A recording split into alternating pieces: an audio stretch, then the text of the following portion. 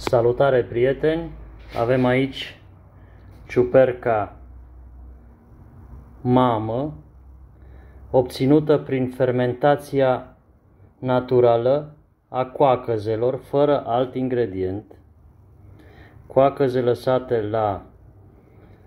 la fermentat. A rezultat o astfel de ciupercă sau SCOBY mamă, din care a fost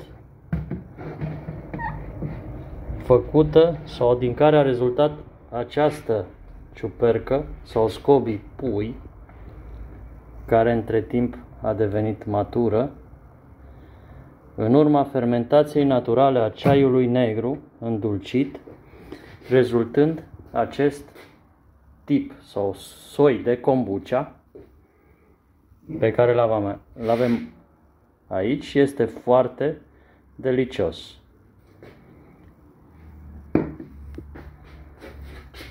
Aceasta este vestea bună. Fiecare își poate fabrica propriul soi de kombucha din fructele dulci pe care le dorește.